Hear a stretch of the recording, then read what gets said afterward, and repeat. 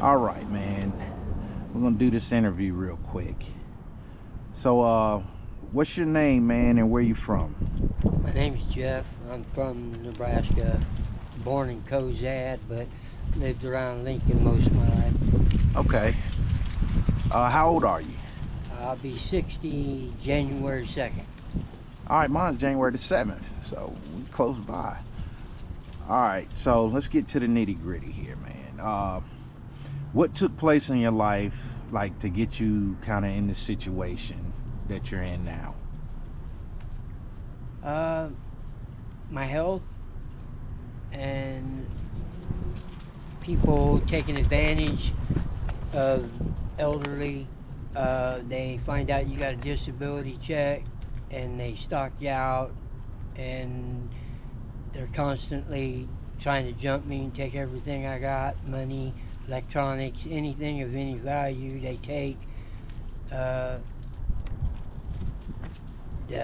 to get some place to rent a place for me to live in, it's kind of hard. I am an ex-felon. So, how long were you incarcerated, man? 3 different times. 4 years first time, 2 years the second time, 3 years the third time. All right. Okay. So how tell me something about your childhood, man. How was your childhood growing up? It was all right. I mean, it's a broken home. I got 3 moms and 3 dads. So, I got my original mom and dad, but then I got 2 stepmoms and 2 stepdads, and they're pretty much all gone now. But it was basically work hard and do your chores, do your school, and go from there. Okay. All right then. So, do you have kids? Yeah, I've got 5 children of my own. I've got stepchildren from my marriage, and then they're all pretty much grown. They're out of school. All right. So, personal question: do you use drugs? I have, yes, and right now, fighting with Medicaid, Medicare, and everything else to cover my, health issues. It's easier to find somebody on the street and use street drugs easier than it is to try to get medication, because my inhalers are a couple $100 a pop, and it's like, holy moly. And I take PTSD meds, I take anxiety meds, I take muscle relaxer pain pills, I take cholesterol pills, and then I have albuterol inhaler, and then a Symbicort inhaler, and it's extremely expensive. Let me ask you. So, do you have a specific drug of choice? Is there like one you like to use more than the other? I know it's tough out here maintaining and trying to keep your head straight. So, I mean, like, what drugs do you use? Street. Well, with having the breathing issues I have with my inhalers, it'd be meth, because the meth that actually acts like an inhaler. It opens up my lungs and allows me to breathe easier. Do I do it all the time? No. But when I get to feeling really bad and rough and having a hard time breathing, then yeah, I seek it out and get it. All right. So, like, walk me through, like, what an average day is, like, day-to-day life of being homeless, the struggles and, things that, difficulties that you that you encounter every day.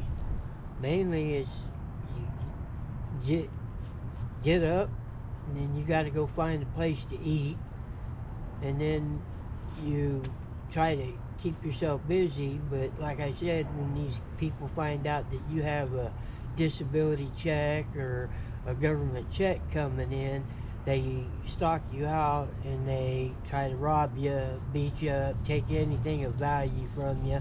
I've had to replace my debit cards for my disability multiple times. I've had to replace my social security cards, my ID, everything I've had to replace so many times, and it's crazy the stuff you have to go through just to keep what's yours. All right. So, what would you change in your life if you could change anything? What would you change in your life?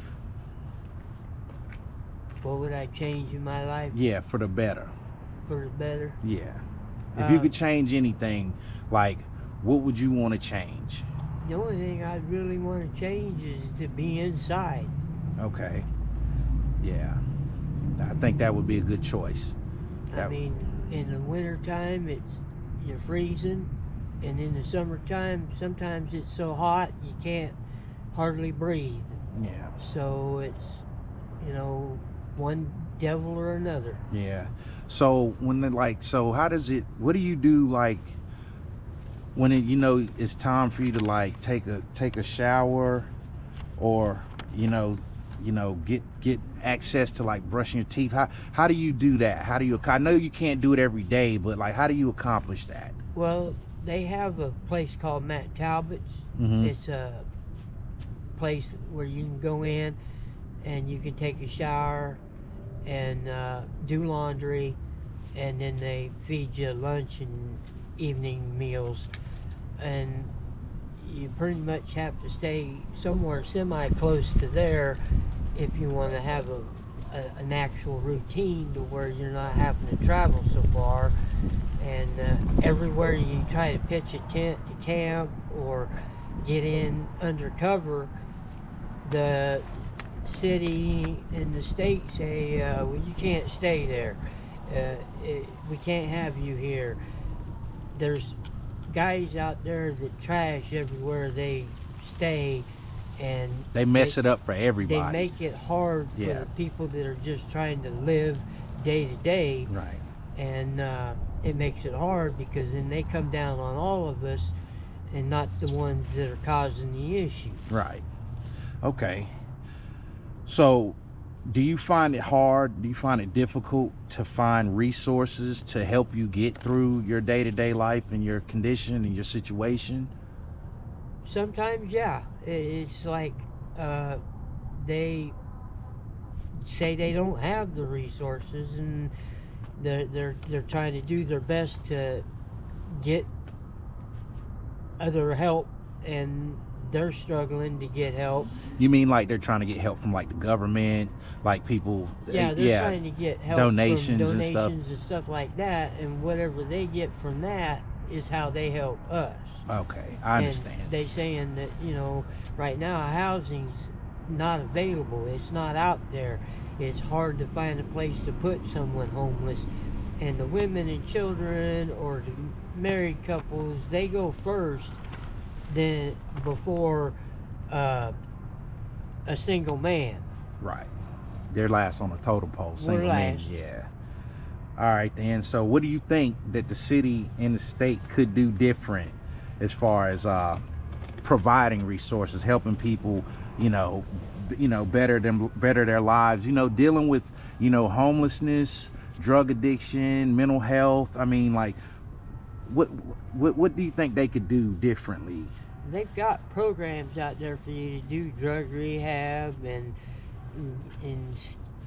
stuff like that, and once you complete those, then they're more apt to help you get into a place than somebody that's just gonna, you put them in a place and then they're gonna destroy it because they doing dope. Yeah.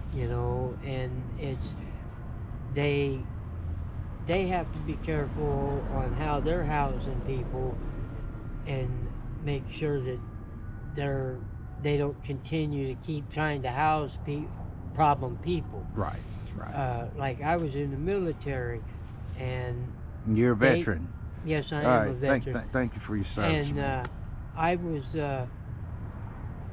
deemed epileptic, but the military didn't catch it because they didn't have the technology they have today, and they didn't realize I was epileptic. And I had issues when I was in the military that somebody'd approach me aggressively, I would snap, Mm-hmm. and I can't control myself, and you know, other issues had happened, and now they found out when I had a seizure and rolled a semi, and they sent me down to Mayo Clinic down in Scottsdale, Arizona in 2001, 2002.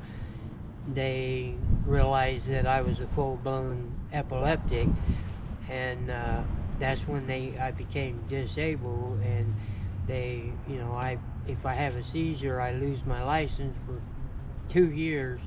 I have to go 2 years without a reported seizure. Is that in order to get driving? my What license were back. your license? Was that like driving 18-wheelers? Driving anything? Anything? Oh, wow, that's pretty tough, man. And so it makes it really hard.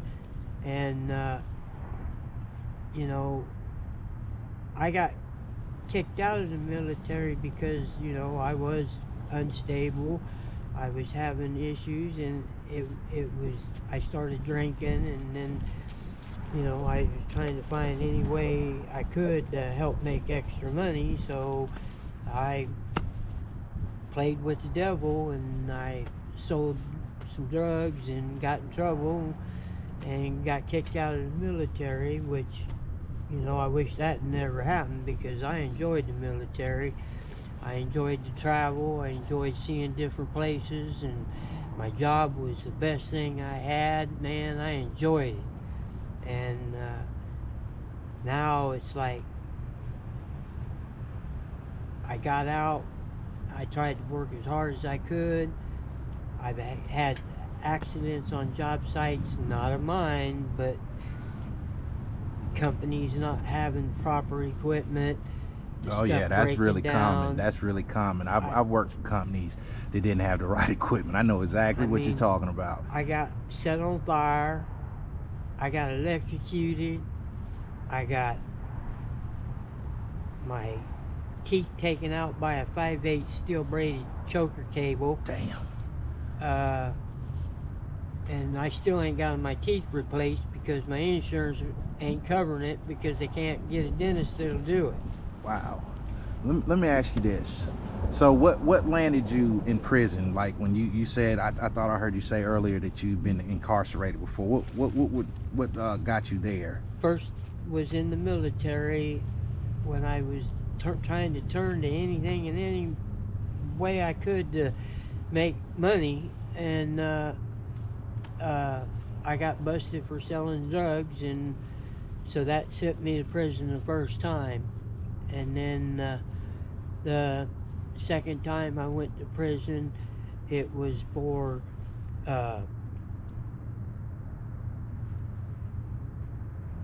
selling my prescription medication to pay for my medication.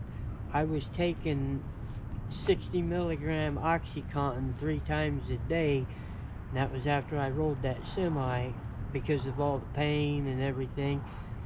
And the pills were so expensive, I sold 30 out of 90 pills just so I could pay for that script and the rest of my meds, because my insurance wasn't enough to cover any of it.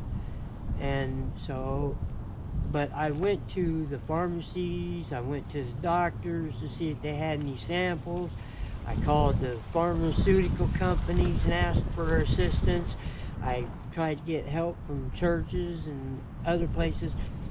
I put a big enough trail of where I sought out help and wasn't able to get it before I actually was selling it to pay for my meds. And so they put a cap on how long of a prison term I got, and so I only got a 2-year sentence. And what about the third time? The third time, terroristic threats and weapon by a prohibited person. I was living with another older man, older than me, and these college kids trashed the property they were on, and they allowed all their trash to blow down the street, and it was in our yard because we were only a house down from them. And I asked them nicely several times to pick up their garbage out of our yard because we're both elderly men and we're not in the best of shape. He's on a walker but so, you know, they wouldn't pick it up. And after me being out there doing what I could, I got to hurting so bad, I just finally went over there, walked in and told them to get their asses out there and clean up my yard, or I was going to kick the shit out of every one of them. And then I left and went back across the house, and they charged me with 2 offense, terroristic threats, carried a 0 to 3, and then weapon by a prohibited person. I did not have the weapon they said I had, but it was either take the plea bargain or they were going to try to send me up for 50 years. Wow. And so I went ahead and did the plea, and I had to do jam 3 years, and then I had a 1-year post release afterwards. Okay. All right. Well, we'll wrap this up, man, because it's cold out here, bro. So, man, I want to thank you for your time, and I really appreciate it. You know, you taking the time out to, you know, talk to people and let people know, you know, like what life is like every day and some of your trials and tribulations you've been through, man. Thanks again, bro. No problem. All righty.